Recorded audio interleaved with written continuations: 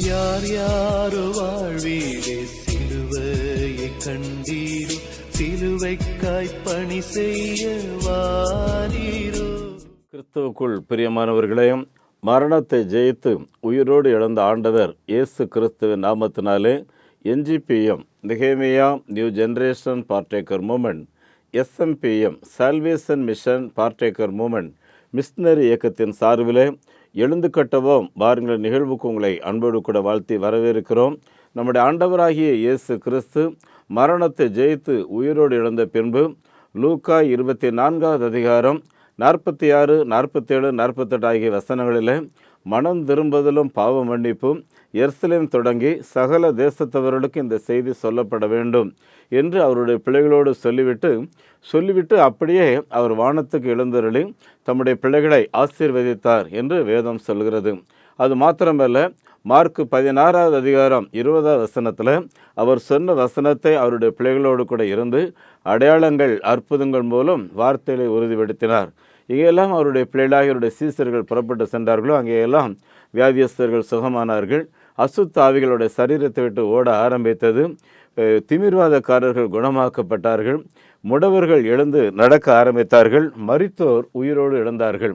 அருமையானவர்களே, எப்படி இயேசு கிறிஸ்தவருடைய சீசர்களோடு இருந்து அடையாளங்கள் அற்புதங்கள் செய்தாரோ அதே போல் இந்த கடைசி கால மிஷனரி ஊழியமாகிய நம்முடைய மிஷனரி இயக்கத்தில் ஆண்டவரும் அரும்பெரும் காரியங்களை செய்து கொண்டிருக்கிறார்.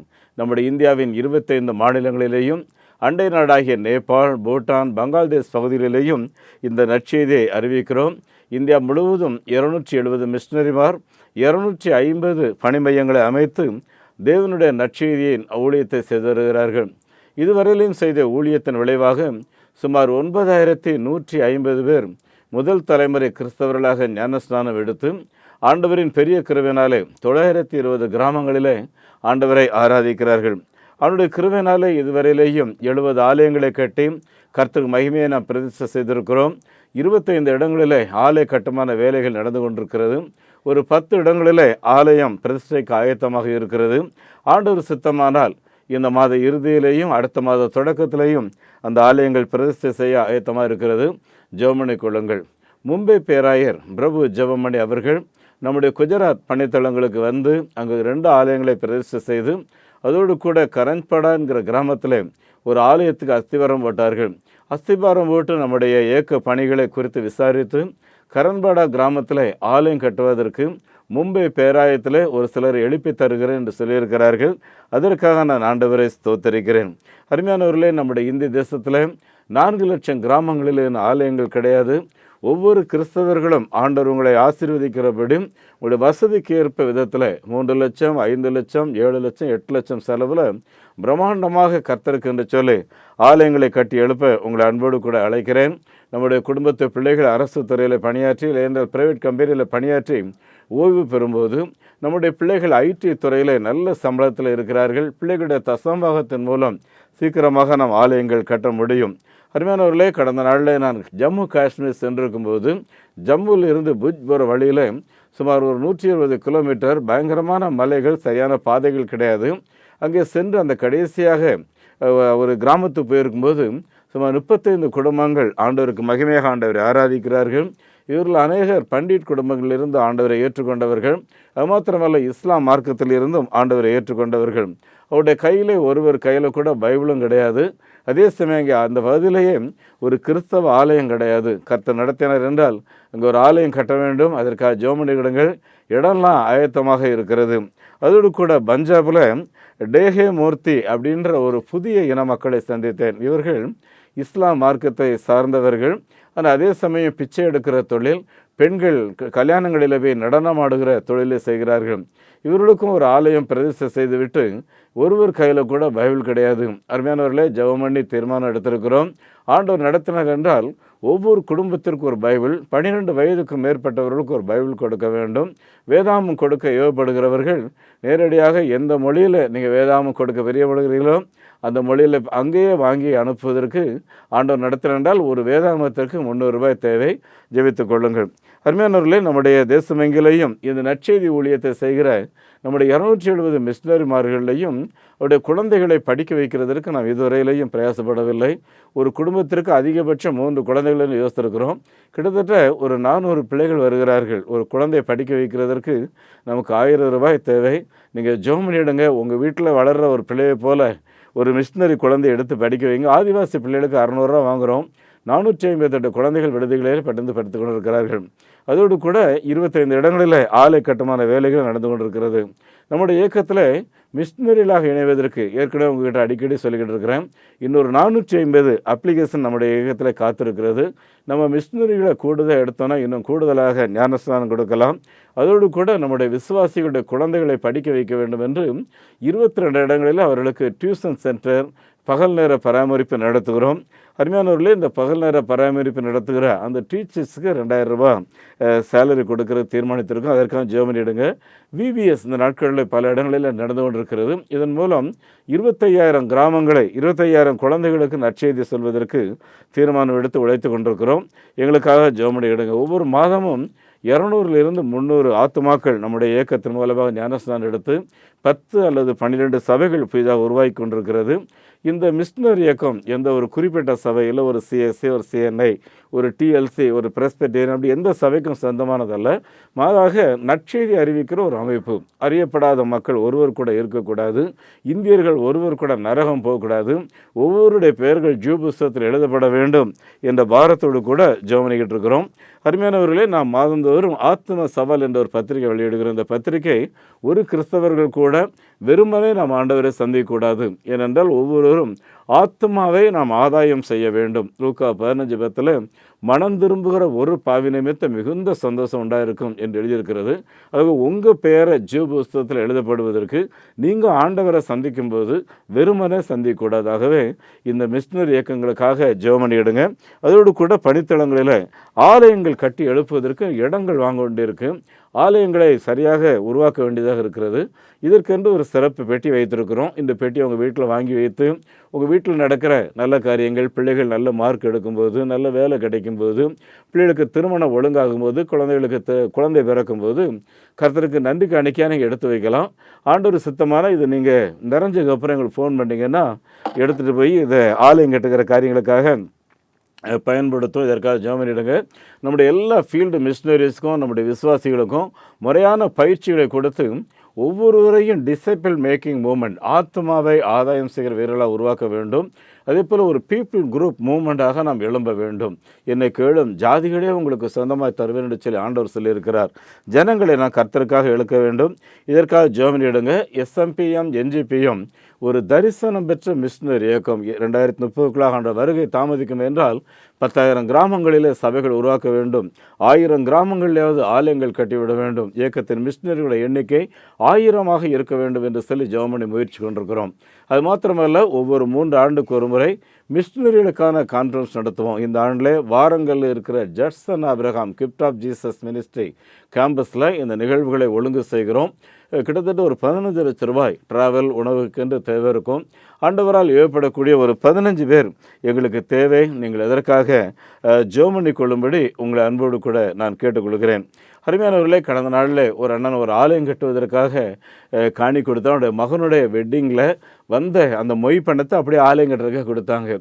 ஒரு அம்மா டீ எஸ்டேட்டில் வேலை செய்கிறவங்க 2 லட்சம் ரூபா, நான் இந்த டீ எஸ்டேட்டில் வேலை செய்கிறேன், பிள்ளைகள் வாடகை வீட்டில் தான் இருக்காங்க, நானும் வாடகை வீட்டில் தான் இருக்கிறேன், ஒரு ஆலயத்தை கட்டுங்கள் என்று சொல்லி அதை காணிக்க அனுப்பியிருக்கிறார்கள். இப்படி இந்த ஊழியங்களை ஆதரிக்கிற ஏராளமான குடும்பங்களுக்கு ஆண்டவர் நான் ஸ்தோத்திரிக்கிறேன். உங்களுடைய சிறப்பு நன்கொடைகளுக்கு நம்மிடத்தில் 80G எக்ஸப்ஷன் இருக்கிறது. தேவையுள்ளவர்கள் அதை பயன்படுத்தி கொள்ளும்படி உங்களை அன்போடு கூட நான் கேட்டுக்கொள்கிறேன். அருமையானவர்களே, இந்த இயக்கத்தின் வங்கி எண்ணை குறித்து வைத்துக் கொள்ளுங்கள். நெகேமியா new generation partaker movement NGPM, State Bank of India, Chennai Thiruvanchery branch, account number 42 17 80 20 691, IFS code SPIN 0061 767. அதே போல் salvation mission partaker movement Canara bank Selaiyur branch, account number 12 00 34 54 94 90, IFSC code CNRP 000 5652. இவங்களுடைய தொலைபேசி எண் 9043 867 550 9447375550. அருமையானவர்களே, ஊழியங்களுக்காக ஜெபியுங்கள். நீங்கள் காணிக்கை இந்த ஊழியங்களுக்காக நிறைய பேர் அனுப்புகிறீங்க. நீங்கள் அனுப்புகிற காணிக்கையினால தான் இந்த ஊழியம் நடந்து கொண்டிருக்கிறது. நிச்சயமாக உங்களுக்கு அதற்கான ஆசீர்வாதங்கள் உண்டு. வாருங்கள். கிறிஸ்துவுக்குள் பிரியமானவர்களே, நம்முடைய திருச்சபை ஒழுங்கின்படி இயற்கையில் ஒலிக்கும் இறைவனின் குரல் என்கிற பொருளில் நாம் தேவனுடைய வார்த்தையை தியானித்து கொண்டிருக்கிறோம். அருமையானவர்களே, பல நேரங்களிலே மனிதர்களாகிய நாம் நம்மை அறியாமலேயே ஒரு கவலை என்கிற ஒரு காரியம் நம்மை அழுத்துகிறது. ஐயோ, நாளைக்கு எப்படி நடக்கும், என் பிள்ளைக்கு எப்படி கல்யாணம் ஆகும், என் மகா எப்படி குழந்தை பெற்றெடுப்பான். சமீபத்தில் ஒரு பெரியவர் என்னோட பேசிக்கிட்டு இருந்தார். திடீர்னு அழுதார். ஐயா, ஏன் அழுகிறீங்கன்னு கேட்டேன். ஒன்றும் இல்லை, என் பேத்தி கல்யாணம் அவளுக்கு பிரசவத்துக்காக காத்திருக்கிறா, எப்படி குழந்தை பிறக்கும்ன்ட்டு எனக்கு நினச்சா அழுகையாக இருக்கிறார் சார். நான் சொன்னேன், ஐயா, இப்படி யூகத்தின் அடிப்படையில் வாழ்கிறது மனித வாழ்க்கை அல்ல. ஏசாயா 66:9 வாஸ்து பாருங்க, அங்கே எழுதியிருக்குது. பிரசவிக்க பண்ணுகிற கர்த்தர் நான் எழுதியிருக்கேன். அதை குறித்து நீங்கள் கவலைப்படுறீங்க? அந்த பிரசவம் பண்ணுற அந்த ஸ்திரீயே கூட கவலைப்பட வேண்டிய அவசியம் கிடையாது.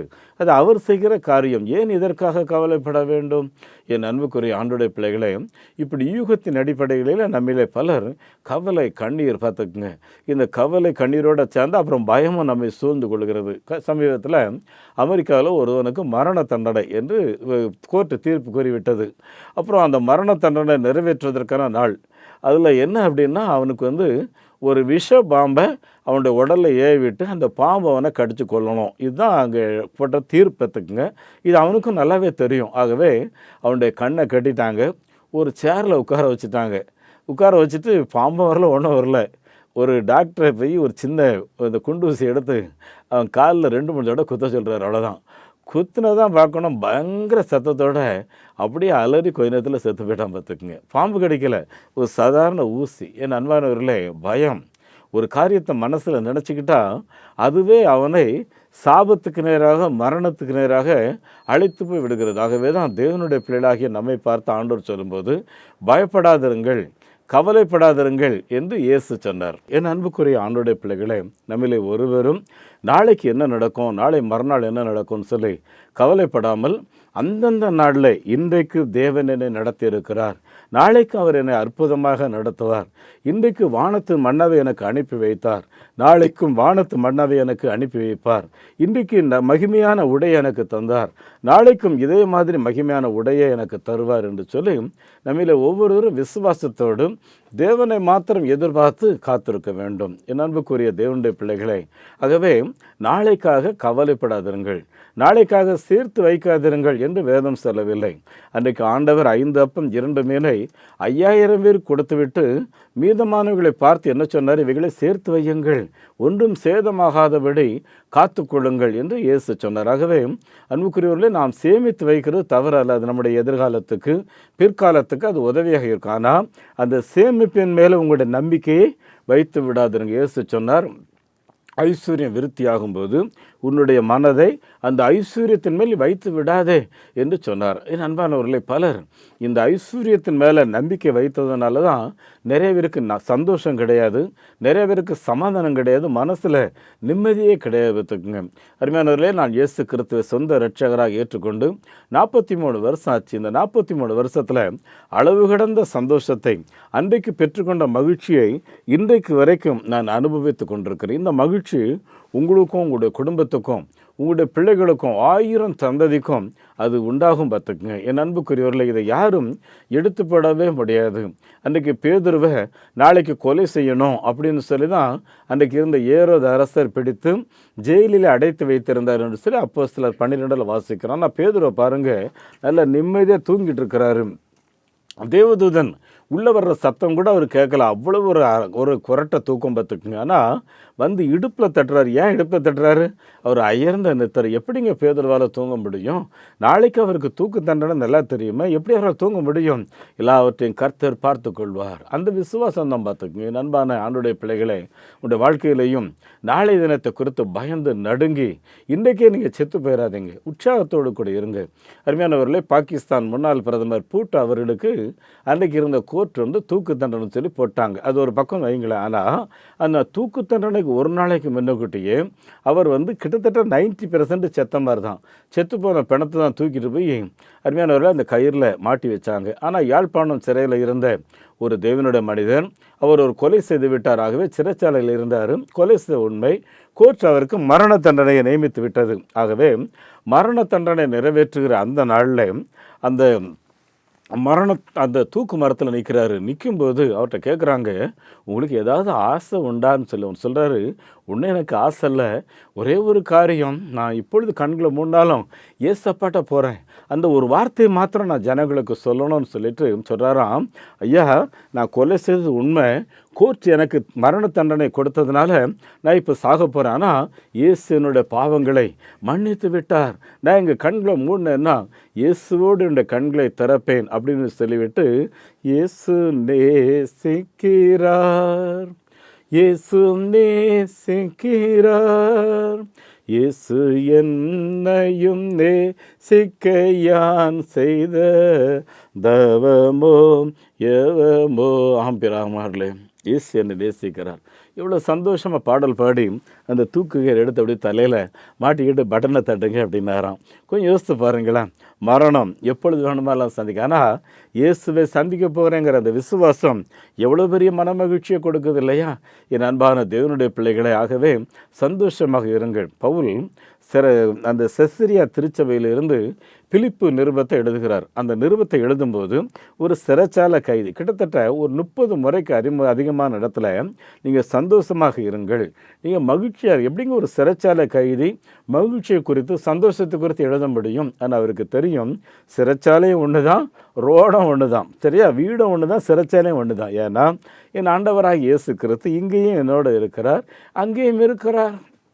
அருமையான தேவனுடைய பிள்ளைகளை, இப்படிப்பட்ட விசுவாசம் நமக்குள்ள இருந்தால் மாத்திரம் இந்த பூமியில் வெற்றி ஜீவியத்தை நம்ம ஜீவிக்க முடியும். ஆகவே தான் ஆண்டவராகிய இயேசு கிறிஸ்து நாளை தினத்தை குறித்து கவலைப்படாதீர்கள், அந்தந்த நாளுக்கு அதனதன் பாடுகள் போதும் அப்படின்னு சொல்லி நம்மை உற்சாகப்படுத்துகிறார். கர்மியானவர்களை, கடைசியாக பாருங்கள், இறைவனின் படைப்புகள் அனைத்தும் தேவனை மகிமைப்படுத்தக்கூடியவைகளாகவே இருக்கிறது பார்த்துக்குங்க. ஆகவே என் அன்பானவர்களே, மனிதராகிய நம்மையும் ஆண்டவர் படைக்கும்போது நம்முடைய சரீரத்தை பார்த்து, நம்முடைய கண்களை பார்த்து, காதுகளை பார்த்து, மூக்கை பார்த்து எல்லாமே நன்றாக இருக்கிறது என்று சொன்ன ஆண்டவர் மனிதனை பார்த்து மட்டும் மிகவும் நன்றாக இருக்கிறதுன்னு சொல்கிறார். அப்படின்னா நம்ம எல்லாருமே அழகு பொக்கிஷம் பார்த்துக்குங்க. என் அன்புக்குரியவர்களே, இந்த அழகு பொக்கிஷத்தை தேவன் பாராட்டுகிறார். என் அருமையானவர்களே, நம்மளே பலர் எனக்கு அந்த குறை இந்த குறை அப்படின்னு சொல்லி நிறைய நேரங்களில் துக்கப்படுகிறோம். அப்படி துக்கப்படாதீங்க.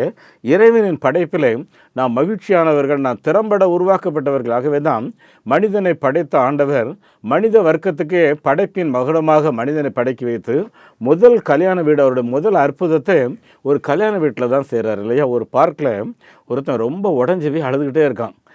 எதுக்கு அழுகிறானே தெரியல, அவரை நினச்சிக்கிட்டு அழுகிறார். திடீர்னு ஒரு சத்தம் கேட்குது, மகிழ்வோம் மகிழ்வோம் தினமக மகிழ்வோம் யசுராஜன் நம் சொந்தமாயினார், இந்த பார்தளத்தின் சொந்தக்காரரவர் எந்த நுள்ளத்தில் சொந்தமானார், ஆனந்தமே பரமானந்தமே இது மாபெரும் பாக்கியமே, இந்த பார்தளத்தின் சொந்தக்காரரவர் எந்த உள்ளத்தில் சொந்த வரத. பாட்டை சத்த கேட்ட உடனே வாரான். அது சொல்கிறான், இந்த பாரு, நீ மகிழ்ச்சியாக இருக்கேன் சந்தோஷமாக இருக்கேன்னு பாடுற, உனக்கு ஒரு குறையும் கிடையாது, ஆனால் என்னைய பாரு, சப்ப மூச்சு வர்ற பொண்ணுங்கள்லாம் எனக்கு சப்பம்பு குஞ்சிலெல்லாம் விட்டுட்டு போயிருதுங்க, இதுவரை கல்யாணம் ஆக மாட்டேங்குது, நான் என்ன பண்ணுறது? அதனால தான் எனக்கு இந்த பார்க்கில் உட்காந்து அழுதுகிட்டு இருக்கேன் நேரம். உடனே இந்த பிள்ளை அவளுக்கு 2 கால்களும் கிடையாது பார்த்துக்குங்க. அது மாத்திரம் இல்லை, கைகள் சூம்பி போயிருக்கிறது. எல்லாம் காட்டிவிட்டு எனக்கு கால்கள் இல்லை, எனக்கு கைகள் இல்லை, ஆனால் இயேசு என்னோடு இருக்கிறார். இந்த மகிழ்ச்சி தான் என்னை சந்தோஷப்படுத்தும். என் அன்புக்குரிய ஆண்டுடைய பிள்ளைகளே, உங்களுடைய சந்தோஷம் என்ன, உங்களுடைய மகிழ்ச்சி என்ன என்று சற்று யோசித்து பாருங்கள். கவலைப்பட்டு பெற்று அது இல்லை இது இல்லை நினச்சி நாளை தினத்தை நினச்சி வருத்தப்பட்டு கொண்டே இருக்காதிருங்கள். அருமையானவர்களே, தேவனை மையப்படுத்துங்கள். இயற்கையை தேவனை மையப்படுத்துகிறது. பிலிப்பியர் 1வது அதிகாரம் 6ஆம் வசனத்தில் பவுல் பிலிப்பி திருச்சபை கடிதம் எழுதும்போது, உங்களை நினைக்கிற பொழுதெல்லாம் என் தேவனாகிய கர்த்தரை நான் ஸ்தோத்தரிக்கிறேன், என்று சொல்லி கர்த்தரை மகிமைப்படுத்தினார் என்று சொல்லி பார்க்கிறோம். ஏனென்றால் அன்றைக்கு இருந்த அந்த பிலிப்பி திருச்சபை மக்களுடைய விசுவாசம், அவருடைய நல்ல குணநலங்கள், பண்புகள் பவுலை சந்தோஷப்படுத்துகிறது. அதே போல மார்க் 5வது அதிகாரம் 20வது வசனத்தை வாசித்து பாருங்க. அங்கே லீகியோன் என்ற ஒருவன் அசுத்தாவினால் அலைக்கழிக்கப்பட்டு மிகவும் கொடூரமான முறையில் தன்னுடைய சரீரத்தை அவனே காயப்படுத்தி கொண்டிருந்தவன் இயேசுவின் மகிமையினால் இப்பொழுது சுகம் பெற்று விட்டான் இல்லையா? சுகம் பெற்று விட்ட அவன் மார்க் 5:20 எழுதியிருக்குது, அவன் தெக்கப்போலி நாடெங்கிலேயும் சென்று கர்த்தர் தனக்கு இறங்கி செய்ததை சொல்லி தேவனை மகிமைப்படுத்தி அநேகரை ஆச்சரியப்பட வைத்தான். எல்லாரும் பார்க்குறாங்க, ஐயோ இவன் அந்த கல்லறை தோட்டத்தில் உட்கார்ந்து பயங்கரமாக கத்துவானே, யாரா அந்த வழியாக போகிறாங்கன்னு தெரிஞ்ச கல்லை தூக்கி எறிவானே, அவன் கல்லையே கையில் கல்லை வச்சு உடலையே இடித்து நாசப்படுத்திக்கிட்டு இருப்பானே, ஐயோ இப்படிப்பட்ட இந்த கொடூரக்காரன் இதுக்கு அழகான வஸ்திரத்தை தரித்து கொண்டு நம் மத்தியில் வந்து இயேசுனுடைய வாழ்க்கையை மாற்றிவிட்டார் என்று சொல்லுகிறானே, இது எவ்வளோ பெரிய அற்புதம் என்று சொல்லி பிரமிக்கப்பட தொடங்கினார்கள். என் அன்பானவர்களே, கடந்த ஒரு வாரத்துக்கு முன்பு குஜராத் பனித்தளத்தில் இருந்தேன் பார்த்துக்குங்க. அங்கே ஒரு சாட்சியை நான் கேட்டேன், எனக்கு ஆச்சரியமாக இருந்துச்சு. நீங்கள்லாம் இயேசுவை ஆராதிக்கிறீர்களே, உங்களுக்கு கர்த்தர் செய்த நன்மைகளை யாராவது சொல்லும். ஒரே ஒரு இளைஞன் எலுமே சொன்னால், இயேசு என்னுடைய வாழ்க்கையை மாற்றினார். நான் பயங்கர குடிகாரன், என்னுடைய வீட்டில் இருக்கிற பொருள்லாம் தேடி விற்றுருவேன், என்னுடைய மனைவியுடைய நகையெல்லாம் விற்றுட்டேன், கடைசியில் என் குழந்தையுடைய காதில் இருந்த சின்ன கமல் அதையும் கூட எடுத்து விற்று சாப்பிட்டேன் பார்த்துக்கு. இப்படி குடி குடி குடி குடும்பமே சீரழிவு, எல்லாரும் வெறுக்க தொடங்கினார்கள். இப்படிப்பட்ட நிலையில தான் இந்த மிஷினரி திலீப் அண்ணா வந்தார், என்னை சந்திச்சார், என் தோல் மேலே கை போடுவார், அன்போடு எனக்காக அழுவார். அவருடைய ஜெபம், அவருடைய கண்ணீர் என் வாழ்க்கையை மாற்றிவிட்டது. இந்த இயேசுவுக்காக இனி நானும் மற்றவருடைய கண்ணீரை துடைக்கிற இடத்துல இருக்க வேண்டும் என்று சொல்லி தன்னை அர்ப்பணித்திருக்கிறேன்னு சொல்லி எங்களோட பகிர்ந்து கொண்டார். என் அன்புக்குரிய ஆண்டவருடைய பிள்ளைகளே, நான் விடுவிக்கப்பட்டது உண்மையானால் மற்றவர்களை விடுவிக்கிற காரியத்தில் ஈடுபட்டிருப்போமே தவிர நம்மையே நினச்சி துக்கப்பட்டு கொண்டே இருக்க மாட்டோம். பார்த்துக்குங்க பாருங்கள், இயற்கை எவ்விதத்தில் தேவனை மகிமைப்படுத்துகிறோன்னு சொல்லி இப்படி விடுதலை ஒரு விதத்தில் நம்ம பயங்கரமான மழை பெய்யும் இல்லையா? அந்த மழை பெஞ்ச நேரத்தில் நீங்கள் அப்படியே வானத்தை அடர்ந்து பார்த்தீங்கன்னா ஒரு வானவில் இருக்கும். பார்த்தாங்க சொல்கிறார் ஆண்டவர் ஆதியாகமம் 9:12, மேலும் தேவன் எனக்கும் உங்களுக்கும் உங்களிடத்தில் இருக்க அனைத்து உயிரினங்களுக்கும் நித்திய தலைமுறைக்கென்று நான் செய்ய போகிற உடன்படிக்கையின் அடையாளமாக நான் எனது வானவில்லை மேகத்திலே வைத்தேன், அது எனக்கும் பூமிக்கு உண்டான உடன்படிக்கையின் அடையாளமாக இருக்கும். நான் பூமிக்கு மேலாக மேகத்தை வர செய்யும்போது அந்த வானங்கள் தேவனுடைய வானவில் மேகத்தில் தோன்றும். என் அன்பானவர்களை, இன்றைக்கும் பயங்கரமான மழை குளிர், ஆனால் அந்த வானவில்லை பார்த்து கர்த்தர் நான் மனிதனோடு செய்து கொண்ட அந்த உடன்படிக்கையை நினைத்து இனி தீங்கு வராதபடி தேவன் தம்முடைய நாமத்தை மகிமைப்படுத்துகிறார். என் அன்புக்குரியவர்களே, ஆண்டவர் தம்முடைய உடன்படிக்கையில் மாறாதவராக இருக்கிறார்.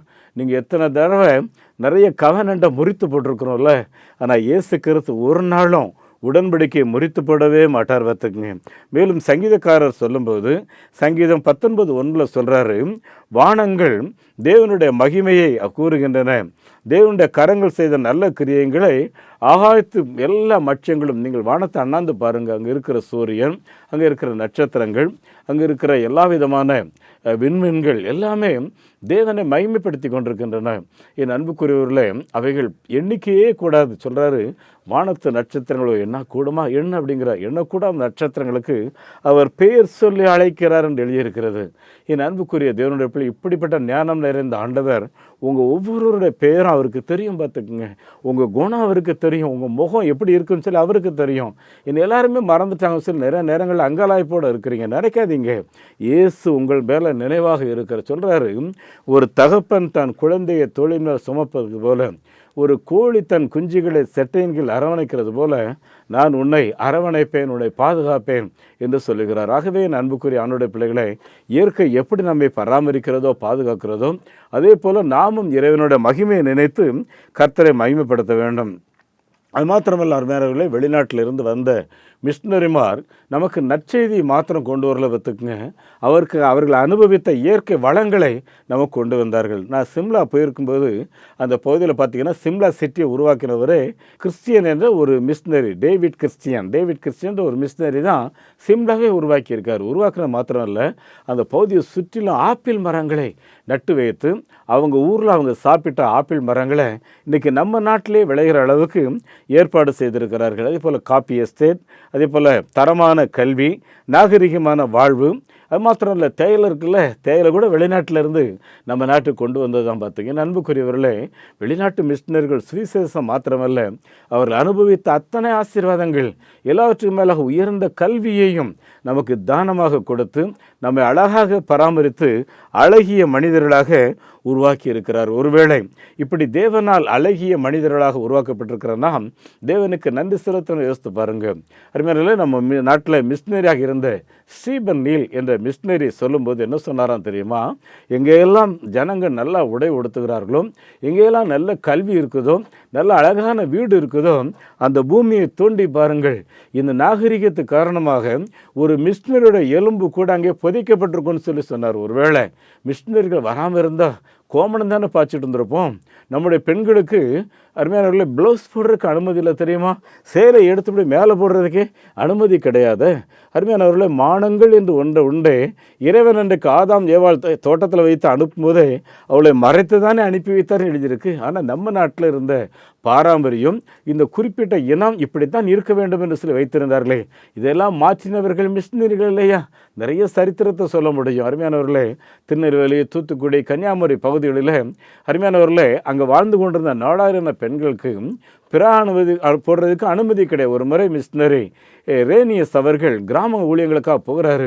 திடீர்னு ஒரு பயங்கர சத்தம் கேட்குது. ஐயோ, யாரோ ரொம்ப கஷ்டப்படுறாங்களேன்னு சொல்லி தன்னுடைய குதிரையை நிறுத்திட்டு இறங்கி ஓடி வராரு. ஒரு கர்ப்பிணி பெண்மணி ஒரு மாட்டோடு இணைக்கப்பட்டிருக்கிற பார்க்கிறார். ஓடி வந்து அந்த மகளை காப்பாற்றி விட்டு அவங்க எஜமான்கிட்ட போகிறாரு.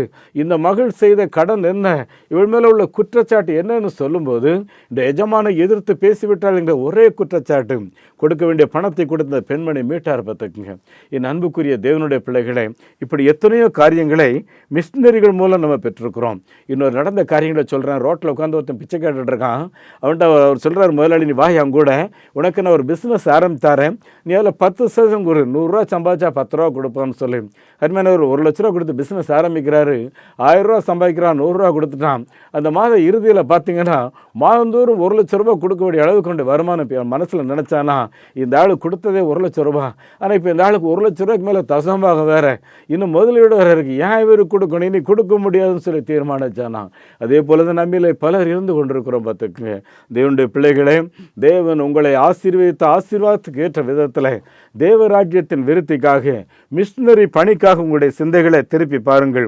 ஆண்டவராகிய இயேசு கிறிஸ்து கொஞ்சத்தில் உண்மையாக இருந்தோமே என்றால் அநேகத்தில் உங்களை ஆசீர்வாதமாக வைத்து உங்களுடைய வாழ்வாதாரத்தை உயர்த்துவார். அப்படிப்பட்ட கிருபைகளை தேவன் உங்களுக்கும் உங்களுடைய குடும்பத்துக்கும் உங்களுடைய பிள்ளைகளுக்கும் தந்து ஆசீர்வதிப்பாராக. தலைகளை தாழ்த்தி ஜெபிப்போம். எங்கள் மத்தியிலே பிரசன்னராக இருக்கிற பரிசுத்த ஆவியானவரே, இயற்கை வளங்கள் மூலம் எங்களை ஆசீர்வதித்து இயற்கைகள் மூலம் பல பாலங்களை கற்றுக் கொடுத்து அருமையானவர்களை நீ செய்த நன்மைகளெல்லாம் நினைவு கூர்ந்து உமக்கு நன்றி செலுத்துவதற்கும் துதி செலுத்துவதற்கும் உம்முடைய பரிசுத்த நாமத்தை பிரகடனப்படுத்தி கொண்டே இருப்பதற்கும் எங்களை தெரிந்து கொண்டீரே உமக்கு ஸ்தோத்திரம். இன்றைக்கு இந்த வார்த்தைகளை கேட்டு உம்முடைய பிள்ளைகளை திடப்படுத்தும். விதைத்த வார்த்தைகள் 30, 60, 100 பலன் கொடுக்கும்படி பிதா குமாரன் பரிசுத்தாவிய நாமத்தினாலே உம்முடைய ஜனங்களை நான் ஆசீர்வதிக்கிறேன். ஆண்டவரும் இரட்சகருமாகிய இயேசு கிறிஸ்துவின் நாமத்தில் இந்த ஜெபத்தை கேட்கின்றேன் பிதாவே, ஆமேன். நம்முடைய ஆண்டவர் இயேசு கிறிஸ்துவனுடைய கிருபையும் பிதாவாகிய கடவுளின் அன்பும் பரிசுத்த ஆவியானவரின் பராமரிப்பு நடத்துதல் ஆசீர்வாதம் நம் அனைவரோடும் இன்றும் என்றும் சதா காலங்களிலேயும் தங்கியிருப்பதாக. ஆமேன். இந்த மாபெரும் நற்செய்தி பணியில் ஒரு ஆதிவாசி குழந்தைய நீங்கள் 600 ரூபாய் கொடுத்து படிக்க வைக்கலாமே, உங்களால் ஏன்ற தொகையை கொடுத்து ஒரு ஆலயங்கள் கட்டுவதற்கு தீர்மானம் எடுக்கலாமே, உங்களுடைய பங்குகள் என்ன? நெகேமியா new generation partaker movement NGPM, State Bank of India, Thiruvanchery branch, Chennai. Account number 42 17 80 20 691. IFSC code SPIN 0061767. அதேபோல் salvation mission partaker movement SMPM, Canara bank Selaiyur branch, account number 1200 34 54 94 90. IFSC code CNRP 000 56 52. இவங்களுடைய செல் நம்பர் 90 43 86 7550 9444 73 7550. எங்களோடு தொடர்பு கொள்ளுங்கள். ஆண்டவர் தாமே உங்களையும் உங்களுடைய குடும்பங்களையும் நற்செய்தி பணியில் ஈடுபடுகிற உங்களை ஆசீர்வதித்து அவருடைய மகிமையான வருகையில் அவரோடு கூட இருக்கும்படி இந்த பூமியில் இருக்கிற காலங்களிலேயும் மகிழ்ச்சியும் சமாதானத்தையும் தெய்வீக சுகத்தையும் அனுப்புகிறவர்களாய் கர்த்தர் உங்களை காத்துக்கொள்வாராக.